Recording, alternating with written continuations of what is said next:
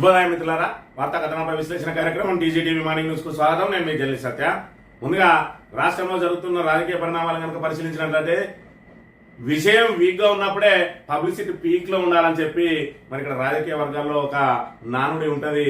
అదే విధంగా ఏదైతే గత ప్రభుత్వం మీద కమిషన్ల పేరుతోటి మరి ఇక్కడ బదనాలు చేసే కుట్రలో భాగంగా మరి ఇప్పటి వరకు కాలం వెల్లదీస్తూ వచ్చిందో ప్రభుత్వం, అందులో మరి తేల్చింది ఏం లేదు, డొల్లా అని చెప్పి నీళ్ళల్లో ఎలిపెట్టి నోట్లో పెట్టుకున్నట్టుగా ఉన్నది. కాబట్టి దాని ద్వారా ఆ నివేదికలను బహిర్గతం చేయడం ద్వారా మరి ఇక్కడ ప్రభుత్వానికి ఎలాంటి మైలేజ్ రాదు. కాబట్టి తన తాబేదార్ పత్రికలు, బూట్లు నాకే పత్రికలతోటి మరి ఇక్కడ ఏదైతే దానిలో ఏదో జరిగింది అని చెప్పి ప్రజలను మభ్యపెట్టడానికి ఆ అసత్య కథనాలను వండి వార్చి జనాల మీదకి వదిలే కార్యక్రమాన్ని ఇవాళ ఆంధ్రజ్యోతి ఈనాళ్ళు మరి ఇక్కడ స్వీకరించినాయి. ఒకవైపు నిజాలను మరి నిర్భయంగా చెప్తున్నటువంటి యూట్యూబ్ ఛానళ్ల మీద అక్కసు వెలగక్కుతాడు.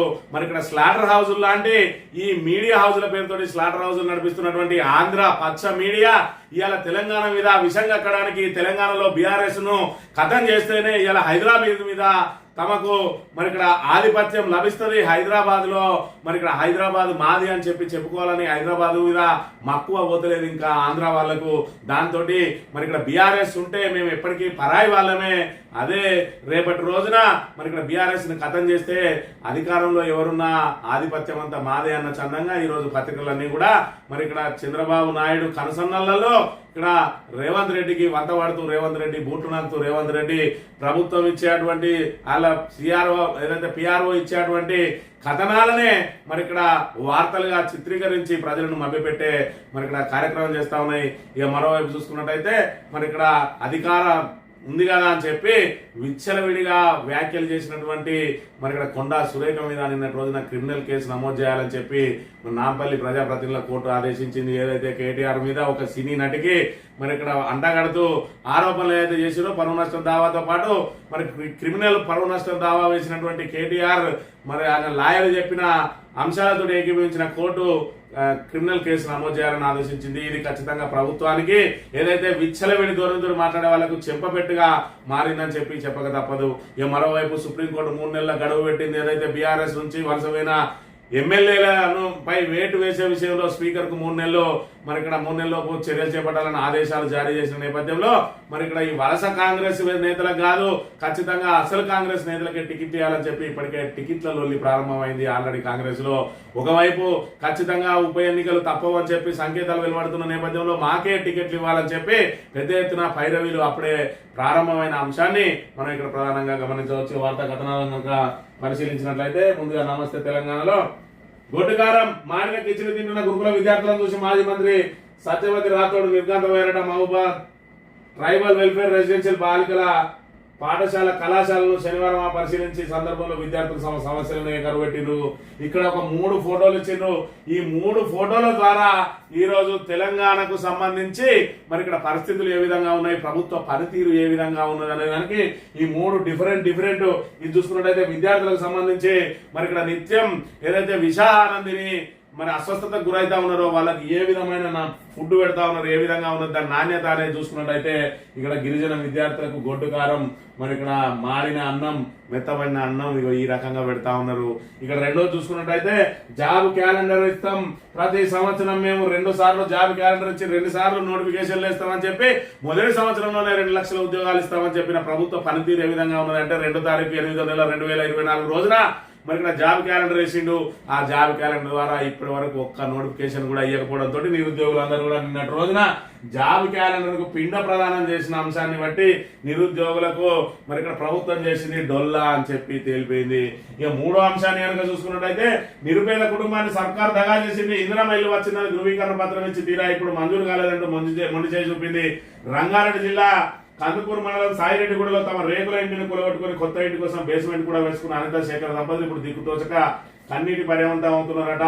మరి ఇక్కడ ఇందిరామ్మ ఇల్లు వచ్చిందని చెప్తారు, చెప్పిన తర్వాత వాళ్ళు ఏం చేస్తారు, అధికారులు తొందర పెడతారు. మీరు ఏదైతే వీళ్ళకు ప్రొసీడింగ్ కాపీ ఇవ్వకముందే అమ్మాని పేరు వచ్చేసింది, మీరు త్వరగా మరి ఇక్కడ దానికి ఏదైతే మీ ల్యాండ్ చూపించిందంటే ఉన్నదో పాతదో పోతుందో కూలిపోయే ఇల్లును పూర్తిగా తీసేసుకున్న తర్వాత ఈ రోజు మీకు శాంక్షన్ కాలేదంటా ఉన్నారు. ఎందుకు, దానికి కారణం ఏంటి అని అంటే మరి ఇక్కడ ఏదైతే ఇందిరామ్మ కమిటీ ఉన్నదో కాంగ్రెస్ నాయకులు ఎవరైతే ఉన్నారో వాళ్ళకు డబ్బులు ఇచ్చిన వాళ్ళకే శాంక్షన్ అయితే ఉన్నాయి. మరి ఇక్కడ ఉమ్మడి కరీంనగర్ జిల్లా మరి జగిత్యాల జిల్లా ధర్మపురికి సంబంధించిన అంశాన్ని కనుక ఒకసారి పరిశీలించినట్టయితే ఇక్కడ ధర్మపురి నియోజకవర్గ ఇన్ఛార్జ్ మరి జగిత్యాల జిల్లా ధర్మపురి నియోజకవర్గం బుగ్గార మండలం గోపులాపూర్ గ్రామానికి చెందిన నాతరి లక్ష్మి మొండయ్య దంపతులకు ఇందిరమ్మ ఇల్లు వచ్చిందట. ఇందిరమ్మ ఇల్లు వచ్చిందని చెప్పడంతో ఉన్న ఇల్లును కూల్ చేసుకున్న నాతరి లక్ష్మి మొండయ్య దంపతులు తీరా చూసేసరికి నీ పేరు లిస్టులో లేదని, నీకు ఇందిరమ్మ ఇల్లు రాలేదని చెప్పడంతో హతాశులైన వాళ్ళ పరిస్థితి చూసుకున్నట్టయితే ఇగో ఇక్కడ చూడండి, ఈ ఉన్న ఇల్లును కూలగొట్టుకున్నారు. ఇలా మరి ఏదైతే డబుల్ బెడ్రూమ్ వస్తుంది పెద్ద ఎత్తున 5 లక్షలతోటి పక్కా ఇల్లు కట్టుకుంటామనే ఆశతోటి ఇక్కడ ఉన్న ఇల్లును మరి ఇక్కడ ఏదైతే ఉన్నదో ఈ ఇల్లును కూడా కూలగొట్టుకున్న దుస్థితి ఈ రోజు. ఇలాంటి వాళ్ళకి ఇందిరమ్మ ఇల్లు ఇవ్వకపోతే ఇంకెవరికి ఇస్తారు? మరి ధర్మపురి నియోజకవర్గ మరి ఇక్కడ ఏదైతే ఎమ్మెల్యే ఉన్నాడో ప్రస్తుతం మంత్రిగా ఉన్నాడు, నీ సొంత నియోజకవర్గంలో ఈ రోజు నీకు ఏదైతే బడుగు బలహీన వర్గాలకు కనీసం ఇండ్లు ఇవ్వలేని దుస్థితిలో ఉన్నది ప్రభుత్వం. అంటే ధర్మపురి అధర్మపురిగా మారింది.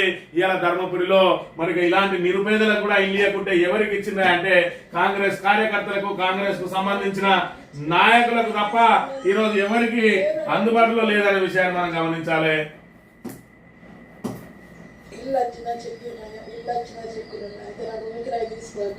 తీసుకొని కొద్ది మంచిగా ఉన్నాయి, పిల్లట్ వచ్చింది అన్నట్టు అయితే పండించుకున్నాను. ఓళ్ళు కూడా కొట్టుకున్నారు. ఇప్పుడు పిల్లట్ రాలేదని చెప్పి అన్నట్టు అయ్యా నేను ఇంటికాడ సాయంత్రం ఉంటాను, బాధ్యతలు ఏం చేయాలి కాపిస్తాను అయ్యా చెప్పాలా, దీనికి సమాధానం చెప్పాలా, ఎవరు చెప్పాలి? ధర్మపురి మరి ఇక్కడ ఎమ్మెల్యేగా ఉన్నటువంటి ప్రస్తుత మంత్రిగా ఉన్నప్పటి నుండి మొన్నటి 2 సార్లు ప్రమోషన్ వచ్చింది అడ్డూరు లక్ష్మణ్ కుమార్ గారికి. 20 నెలల్లోనే ఆయనకు మాత్రం పదోన్నతుల మీద పదోన్నతులు వస్తున్నాయి, కానీ ఇలాంటి నిరుపేదలకు మాత్రం కనీసం ఇల్లు రావడం లేదు. సరిగదా ఉన్న ఇళ్లను కూలగొట్టుకుంటున్న దుస్థితి ఉన్నది. ఒకవైపు అక్కడ కాలేజీలు తరలిపోతా ఉన్నాయి, మరోవైపు చూసుకున్నట్టయితే అక్కడ మరి ఏదైతే అక్రమార్కులు మరి గుట్టలను దోసుకుపోతా ఉన్నారు. మరి మూడో వైపు చూసుకున్నట్టయితే సంక్షేమ పథకాలు ఏమన్నా పేదలకు అందుతున్నాయా అంటే ఇగో ఈ విధంగా రోడ్డున పడతా ఉన్నారు ధర్మపురికి సంబంధించిన ప్రజలు. మరి అడ్డూరి లక్ష్మణ్ కుమార్ గారు ఏం చేస్తా ఉన్నారు? ఒక బడుగు బలహీన వర్గాల నేతగా వీరికి అండగా నిలిచి వీళ్ళకి సౌకర్యాలు కల్పించాలి. ఇంతకంటే మరి ఇక్కడ అర్హత ఏముంటది వీళ్ళకు? ఇలాంటి ఇంట్లో నివసించే వాళ్లకు మరి ఇందిరమ్మ ఇల్లు ఇవ్వకుండా నువ్వు ఎవరికి మరి ఇక్కడ గుడిసెలు లేని ఇల్లును మరి స్థాపించడం మా ధ్యేయం అన్నావు. ఏమైంది లక్ష్మణ్ కుమార్ గారు? మీకు పదోన్నతుల మీద పదోన్నతులు వస్తున్నాయి, కానీ ఇలాంటి బడుగు బలహీన వర్గాలను పట్టించుకోవడానికి మాత్రం మీ సమయం దొరుకుతలేదు. మీ అనుచరులేమో మరి ఎక్కడ దోసుకుపోవాలని చెప్పి గుట్టలు దోసుకుపోతా ఉన్నారు. మీరేమో మరి మీకు వచ్చిన పదవితోటి పల్లకీలలో ఊరేగుతా ఉన్నారు. ఒకవైపు మరి ఇక్కడ ఏదైతే ధర్మపురి నియోజకవర్గాన్ని అభివృద్ధి పథంలో తీసుకెళ్లినటువంటి మాజీ మంత్రి కొప్పులేశ్వర్ గారు మరి ఇక్కడ సిద్దిపేటలో ఉన్న కాలేజీని తీసుకొచ్చి మరి ఇక్కడ జగిత్యాలకు తీసుకొని వచ్చి ధర్మపురి నియోజకవర్గంలో వెల్గటూరు మండలంలో పక్కా మరి దాని బిల్డింగ్ కోసం ఆల్రెడీ ల్యాండ్ శాంక్షన్ చేయించుకుంటే అది మారకొండూరుకు తరలిపోతా ఉంటే వేడుక చూస్తా ఉంటాడు లక్ష్మణ్ కుమార్ గారు. ఇలాంటి నిరుపేదల కన్నా అండగా నిలుస్తాడు అని అంటే ఇలాంటి గుడిసెలున్నోళ్ళకు కూడా కనీసం ఇందిరమ్మ ఇల్లు ఇవ్వడానికి వాళ్ళకు మనసు రావడం లేదనంటే కాంగ్రెస్ ప్రభుత్వం ప్రవేశపెట్టిన సంక్షేమ పథకాలు కేవలం కాంగ్రెస్ నాయకుల జేబులు నింపడానికే. మరి ధర్మపురిలో అయితే ఖచ్చితంగా కాంగ్రెస్ నాయకులు గద్దల్లా పీక తింటా ఉన్నారు. సంక్షేమ పథకాలు కనీసం మరి ఇక్కడ పేద ప్రజలకు అందకుండా అడ్డుపడతా ఉంటే మరి ఇక్కడ లక్ష్మణ్ కుమార్ గారు మరి అది కళ్ళు మూసుకొని తిరుగుతా ఉన్నాడా, లేకపోతే ఆయన క్షేత్రస్థాయిలో అసలు ధర్మపురి మీద ఆయనకు మరి పట్టు లేదా అనే విషయాన్ని ఇక్కడ ప్రజలు చర్చించుకుంటున్న అంశాన్ని కూడా మనం ఇక్కడ ప్రధానంగా గమనించాలి. ఫిరాయింపు ఎమ్మెల్యేల సీట్లలో ఉప ఎన్నికల ఖాయం. టికెట్ల కోసం కాంగ్రెస్ లో సిగపట్లు. అసలు కాంగ్రెస్ ప్లస్ ఇంటూ వలసల కాంగ్రెస్ అట. కాంగ్రెస్ పార్టీలో ఉప ఎన్నికల కుంపటి రాజుకున్నది. ఫిరాయింపు స్థానాల్లో ముసలం పుట్టింది. ఉప ఎన్నికల నేపథ్యంలో అసలు కాంగ్రెస్ వర్సెస్ వలస కాంగ్రెస్ గా మారింది. టికెట్ల కోసం ఇప్పటి నుండే సిగపట్లు మొదలయ్యాయి. టికెట్ నాకంటూ ఢీ కొట్టుకుంటున్నారు. వలస కాంగ్రెస్ నేతలకు టికెట్ ఇస్తే సహించే ప్రసక్తే లేదంటూ కాంగ్రెస్ నేతలు హెచ్చరికలు జారీ చేస్తామన్నట. తారాస్థాయికి చేరుకున్న వర్గపోరు. ఏం జరుగుతా ఉన్నదంటే 10 మంది ఎమ్మెల్యేలు ఎవరైతే ఉన్నారో వాళ్ళు బీఆర్ఎస్ నుంచి గెలిచిండ్రు. మరి వాళ్ళ మీద రేపు వేటు పడితే ఇప్పటికే వీళ్ళు ఎమ్మెల్యేలు ఉండగానే అక్కడ కాంగ్రెస్ పార్టీ ఇన్ఛార్జీలుగా వాళ్ళు ఉన్నారు, నియోజకవర్గ ఇన్ఛార్జీలుగా. అసలు కాంగ్రెస్ నాయకులు ఎవరు కూడా మరి ఈ వలస కాంగ్రెస్ నాయకుల దగ్గరికి పోవట్లేదు. వాళ్ళకి ఏ అవసరాలు ఉన్నా కూడా ఎవరైతే ఓటపాలైన ఎమ్మెల్యే ఉన్నారో కాంగ్రెస్ నుంచి వాళ్ళ ద్వారానే మరి వాళ్ళ సమస్యలను పరిష్కరించుకుంటా ఉన్నారు. దానం దానం నాగేందర్ కానీ లేదంటే మరి ఇక్కడ కడియం శ్రీహరి కానీ మరి గూడెం మహిపాల్ రెడ్డి దగ్గర అయితే చూసినాం అసలు కాంగ్రెస్ నేతలు ఆయన క్యాంపు కార్యాలయం మీద దాడికే వేయండు రేవంత్ రెడ్డి ఫోటో ఎందుకు పెట్టుకోని ఈ రోజున ఆయన పదవి ఊడిపోతే ఆయన ఏ పార్టీ నుంచి పోటీ చేస్తాడు ఈ 10 మంది కూడా అక్కడ పోటీ చేసి ఎవరైతే ఓడిపోయిందో వాళ్ళకే టికెట్లు కావాలి అని చెప్పి కోరుతా ఉన్నారట. వలస కాంగ్రెస్ నాయకులను ఎట్టి పరిస్థితుల్లో యాక్సెప్ట్ చేసేది లేదు అని ఒకవేళ నిజంగానే అధిష్టానం ఈ 10 మందిని కనుక తమకు నమ్మి వచ్చిందని చెప్పి టికెట్లు ఇచ్చినట్టయితే ఈ అసలు కాంగ్రెస్ నాయకులు పూర్తిగా వాళ్ళను ఓడించడానికే మరి ఇక్కడ ప్రయత్నం చేస్తామని చెప్పి బహిరంగంగానే వ్యాఖ్యానిస్తున్న పరిస్థితిని మనం ఇక్కడ గమనించాలి. ఇక మీనాక్షి నటరాజన్ గారు కాంగ్రెస్ పార్టీ వ్యవహారాల ఇన్ఛార్జ్ ఇక్కడ పాదయాత్ర చేస్తా ఉన్నది. దాన్ని మరి ఇక్కడ టార్గెట్ మీనాక్షి పేరుతోటి ఆమె చుట్టూ 100 మంది పోలీసుల వలయాన్ని పెట్టినట. రేవంత్ రెడ్డి సామాన్య ప్రజలను కలవకుండా రూప్ కంచె పెట్టిండు, దగ్గర రాకుండా పల్లె కన్నీరు ఢిల్లీకి చేరకుండా నేతలు ఎత్తుగడ, చుట్టూ నడిచిన మంత్రులు ఎగువ శ్రేణి నేతలు, ముందు నడిచిన పిసిసి చీఫ్ మహేష్ కుమార్ పాదయాత్రను కబ్జా చేసిన సీఎం అనుచర వర్గం సన్నిహిత వర్గం అని చెప్పి మరి మీనాక్షి నటరాజన్ క్షేత్రస్థాయిలో పర్యటించి అసలు రేవంత్ రెడ్డి ఈ మంత్రులు ఏం పని చేస్తా ఉన్నారు, ప్రజలు ఏమనుకుంటా ఉన్నారు అని చెప్పి అధిష్టానానికి చేరవేయడానికి ఒక పాదయాత్ర పెడితే ఆ పాదయాత్రను ఆపడానికి నానా ప్రయత్నాలు చేసిండు.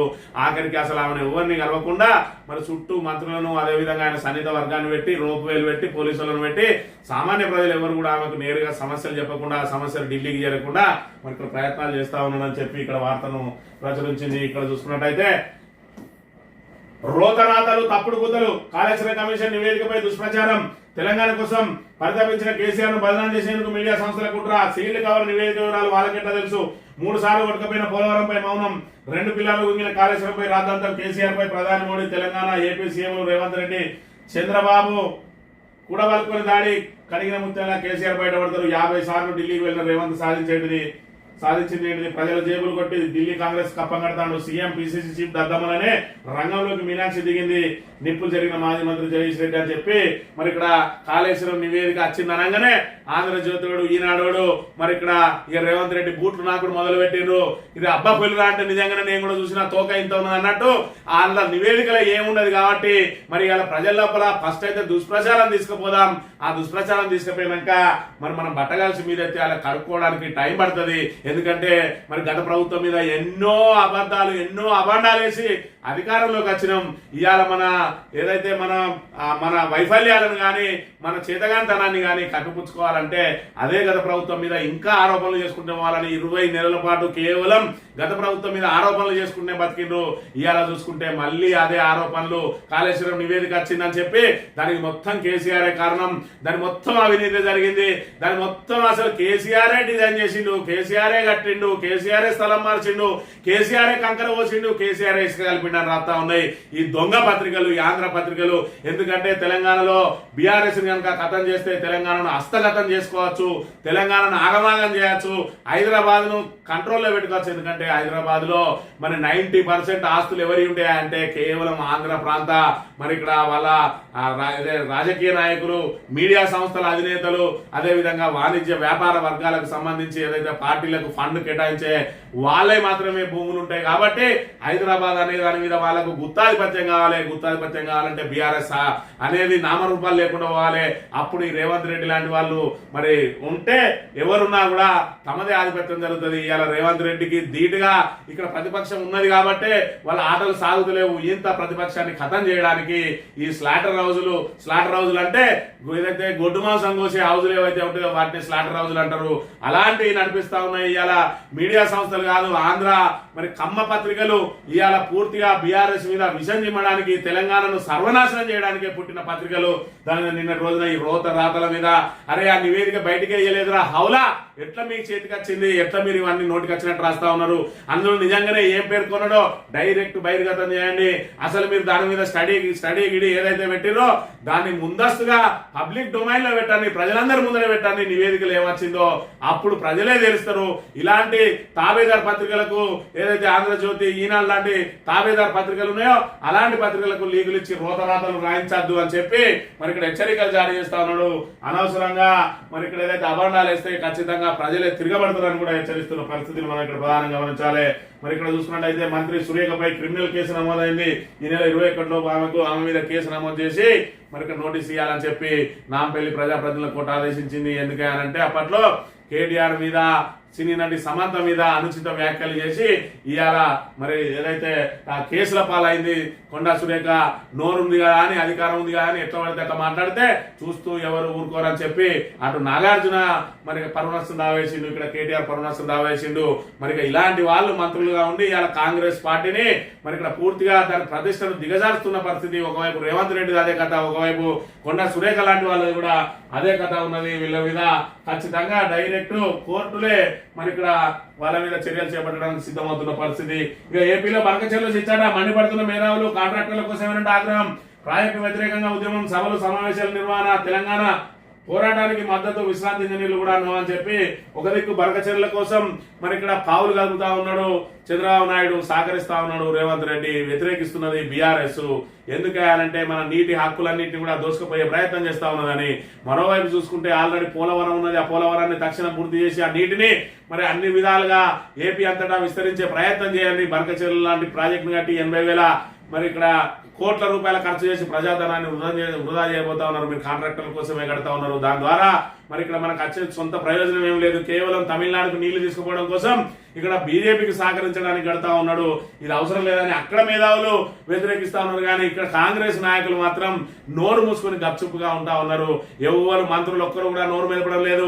ఎవరి వాళ్ళు అందిన కాడికి దోసుకోవాలన్న చందంగా వాళ్ళ ప్రయత్నాల్లో వాళ్ళు ఉన్నారు. కానీ మరి ఇక్కడ తెలంగాణ ప్రాంత ప్రయోజనాలను, తెలంగాణ జల హక్కులను మరి ఏపీకి కుదబెడతాడు రేవంత్ రెడ్డి ఆయన పీఠాన్ని కాపాడుకోవడం కోసం అని చెప్పి ఏ ఒక్క మంత్రి కూడా బయటకు వచ్చి మాట్లాడతలేడు అని అంటే మనం ఏ స్థితిలో ఉన్నాం. ఇలా బీఆర్ఎస్ ఉన్నప్పుడు మరి ఇక్కడ గుండె మీద చేసుకొని బతికిన వాళ్ళు ఇలా ఏ క్షణాన ఏం జరుగుతుందో అని చెప్పి అభద్రతా భావంతో ఉన్న విషయాన్ని కూడా మనం గమనించాలి. ఈ అవినీతి పనులతో పనిచేయలేను, నన్ను వేధిస్తున్నారు, వీఆర్ఎస్ అవకాశం కల్పించండి. జిహెచ్ఎంసీ కమిషనర్ కు బిల్ కలెక్టర్ లేక ఆఖరికి ఒక బిల్ కలెక్టర్ లాంటి స్థాయి, చిన్న స్థాయి మరి ఉద్యోగి కూడా నేను విధుల నుంచి వెళ్ళిపోతా, నన్ను విడిచిపెట్టి ఉన్నంట అని అంటా ఉన్నారట. అవినీతి పనులతో నేను అంటగాగలేనని చెప్పంటే తెలంగాణలో అవినీతి ఏ విధంగా విస్తరిస్తున్నదనే విషయాన్ని మనం ఇక్కడ ప్రధానంగా గమనించాలి. సాక్షి దినపత్రిక విషయానికి వస్తే బాధితుల వారే కాళేశ్వరంపై వైఫల్యంలో కేసీఆర్, హరీష్ రావు, ఈటల అధికారుల ఇంజనీర్ల పత్రాన్ని సర్కార్కు సమర్పించిన నివేదికలో జస్టిస్ పినాకి చంద్రఘోష్ కమిషన్ అని చెప్పి క్వశ్చన్ మార్క్ పెట్టిండు.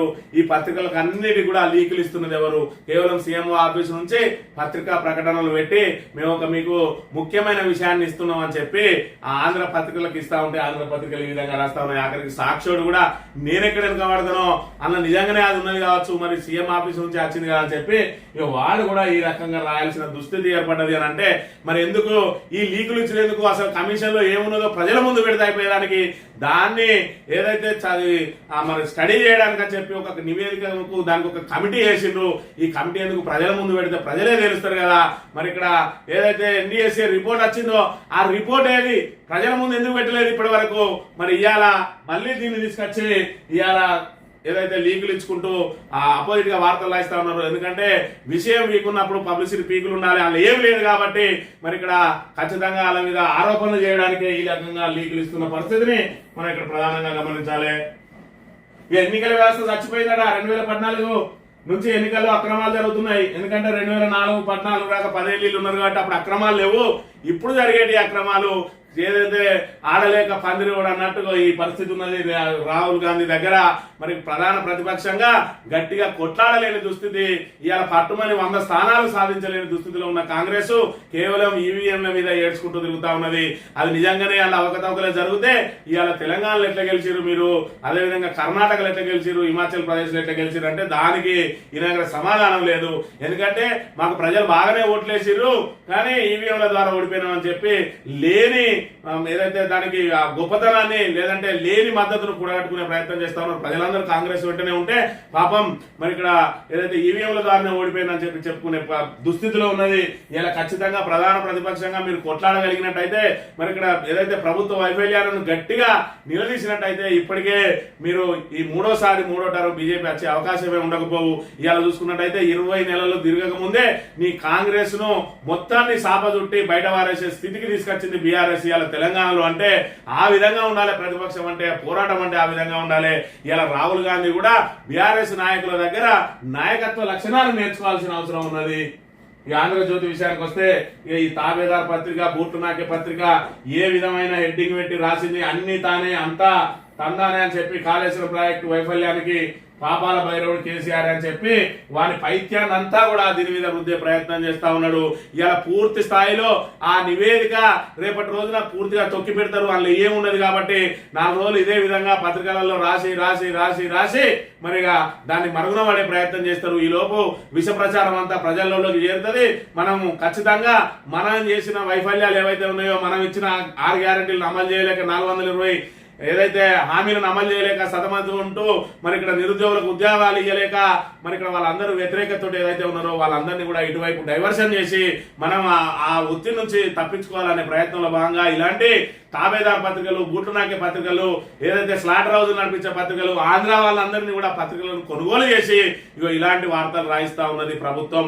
అదే మరి ఉన్నది ఉన్నట్టు మరి ఇక్కడ ఏదైతే ఒక్క రూపాయి కూడా ఆశించకుండా యూట్యూబ్ ఛానల్ ఏవైతే ఉన్నాయో మరి ఆ యూట్యూబ్ ఛానల్ అన్ని కూడా ఉన్నది ఉన్నట్టు ప్రజలకు మరి ఇక్కడ ప్రభుత్వ వైఫల్యాలను, ప్రజా సమస్యలను చేరవేస్తా ఉంటే దాన్ని మీద అక్కసు వెళ్ళగక్కుతాడు, వాళ్ళకి చెంప పగలగొట్టాలనిపిస్తుంది అంటాడు. ఇలాంటి పత్రికలు రాష్ట్రంలో మాత్రం పక్క కూర్చుని మరి డోర్ రాకపోయి ముఖ్యమంత్రిననే హోదాను మర్చిపోయి ఆఫ్టర్ ఆల్ మరి ఇక్కడ రాధాకిడ్డి గారికి ఏదైతే సైకిల్ మీద తిరిగి మరి ఇక్కడ ఏదైతే బ్రోకర్ హౌస్ లాంటి ఒక మీడియా హౌస్ పెట్టుకున్నాడో వానికి మరి కారు రాకొచ్చి అలా కారు ఎక్కిస్తాడు. ఇవాళ చూసుకున్నట్టయితే తెలంగాణ ప్రయోజనాలను ఆంధ్ర కాళ్ళ దగ్గర మరి ఇక్కడ తాకట్టు పెడతా ఉన్నాడు. ఈ ఆంధ్రలో ఏమో రేవంత్ రెడ్డిని అడ్డం పెట్టుకుని ఇవాళ బీఆర్ఎస్ ని ఖతం చేసి హైదరాబాద్ హస్తగతం చేసుకోవాలి, హైదరాబాద్ మీద మాదే ఆధిపత్యం ఉండాలని చెప్పి ప్రయత్నాలు చేస్తా ఉన్నారు. ప్రజలారా, ఇలాంటి ఆంధ్ర పత్రికలు మనకు అవసరమా? వీళ్ళు రాసేదాల్లో ఎంత విశ్వసనీయత ఉంటది? వీడు తెలంగాణ కోసం పనిచేస్తాడా, ఆంధ్ర కోసం పనిచేస్తాడా అనే విషయాన్ని తెలంగాణ ప్రజానీకం గమనించాలి. ఇవాళ తెలంగాణ బాపు కేసీఆర్ ఇవాళ 4 సంవత్సరాలలోనే మరి ఇక్కడ అతి పెద్ద ప్రాజెక్టు, ప్రపంచంలోనే అతి పొడవైన ఎత్తిపోతల పథకం కాంగ్రెస్ ఏదైతే కాళేశ్వరం ప్రాజెక్టు తీసుకొని వచ్చిందో ఇవాళ కాంగ్రెస్ ఏ విధంగా అవాండాలు వేస్తా ఉన్నది. మరి పోలవరం ప్రాజెక్టు 20 సంవత్సరాల నుంచి అంత పెద్ద ఆంధ్ర మేధావులు మళ్ళీ తెలంగాణకు మీకు ఇస్తే మీకు పాలించుకోవద్దా అన్న మేధావులు 20 సంవత్సరాల నుంచి పోలవరం కడతనే ఉన్నారు, ఇప్పటికీ పూర్తి కాలే. అదే కాళేశ్వరం ఫలాలు చూసుకున్నట్టయితే తెలంగాణ వ్యాప్తంగా ఏ విధంగా ఫలాలు ఇచ్చినాయి, ఏ విధంగా ఉండే మన తెలంగాణలో పంటలు ఏ విధంగా పెరిగినాయి, అసలు తెలంగాణ దేశంలోనే నెంబర్ 1 గా ఎట్లా మారింది పంట పండించే విషయంలో అనే విషయాన్ని మరి ఇక్కడ తెలంగాణ ప్రజలందరూ మరొకసారి మననం చేసుకోవాలి. ఇలాంటి మరి ఇక్కడ ఏదైతే అన్ని అబద్ధాలు రాసి బీఆర్ఎస్ మీద మరి ఇంకా కూడా బట్టగాల్సి మీదేసి మరి ఇక్కడ బీఆర్ఎస్ మీద ఆక్రోశం వెళ్ళగాక ఈ పత్రిక కథనాలను తిప్పికొట్టాలి. మళ్ళీ బీఆర్ఎస్ వచ్చిన తర్వాత విని ఖచ్చితంగా తెలంగాణలో నిషేధించాలి ఇలాంటి పత్రికలు.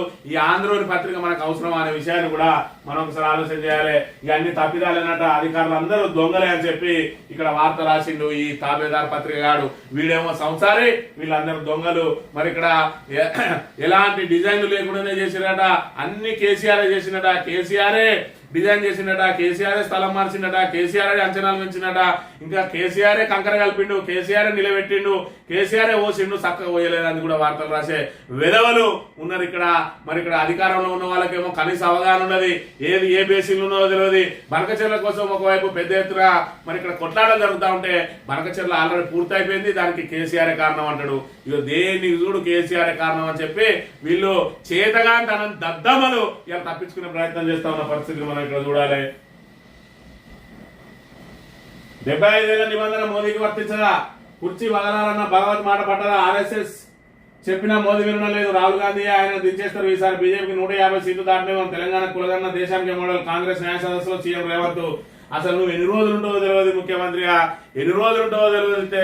కాంగ్రెస్ లా ఈయనే బీజేపీని దించుతారట. ఈయన రాహుల్ గాంధీకి మంచి ఏళ్ళు జాకీలు పెట్టినా లేచే పరిస్థితి లేదు. 2 సార్లు చతికిలబడి 3వ సారికి ప్రతిపక్ష హోదా తెచ్చుకున్నాడు. ఆ ప్రతిపక్ష హోదా తెచ్చుకోవడానికి ఆయనకు 10 సంవత్సరాల సమయం పట్టింది. ఈయన ఇంకా ఆయనను ప్రధానమంత్రిని చేస్తారట. ఇవాళ కాంగ్రెస్ 3 రాష్ట్రాలలో ఉంటేనే 3 రాష్ట్రాలు పూర్తిగా దివాలా తీసింది. ఇవాళ కేంద్రంలో అధికారం ఉంటే భారతదేశమే సర్వనాశనం అవుతుందన్న వల్ల ఎలాంటి అతిశయోక్తి లేదనే విషయాన్ని మనం ఇక్కడ ప్రధానంగా గమనించాలి. ప్రజ్వల్ రేవన్నకు యావజ్జీవం, పని మనిషిపై అత్యాచారం కేసులో శిక్ష 10 లక్షల జరిమానా కూడా, అందులో 7 లక్షల బాధితురాలకి తీర్పు వెల్లడించిన ప్రజాప్రతినిధుల కోర్టులో వెక్కివేడ్చిన ప్రజ్వల్ రేవన్న అని చెప్పి మరి ఇక్కడ కర్ణాటక మాజీ ముఖ్యమంత్రి ఆయన కొడుకైనటువంటి ప్రజ్వల్ మరి ఈ రోజు నిన్న రోజున శిక్ష పడ్డది. పని మనిషి మీద అత్యాచారం చేసిన తర్వాత ఆయన సెల్లులో వందలాది మంది మహిళలకు సంబంధించిన అవన్నీ దొరికినాయని చెప్పి ఒక ప్రజాప్రతినిధి అయి ఉండి ఈ రకంగా చేసిన ఆయనకు యావజ్జీవం కాదు ఉరేసిన తప్పలేదనే విషయాన్ని మనం ఇక్కడ గమనించాలి. ఇక ఈనాడు దినపత్రిక విషయానికి వస్తే తెలంగాణ పోరాట స్ఫూర్తి ఆటల్లో చూపిద్దామట, ప్రపంచంతో పోటీ పడేందుకే నూతన క్రీడా విధానం రూపొందించాం. ఇది ఏది లోకల్ గా పోటీ పడాడు, పక్క రాష్ట్రంతో పోటీ పడాడు, ఎగ్జామ్ ప్రపంచంతో లేకపోతే చైనా +1 కొత్తగా కనిపెట్టిండు.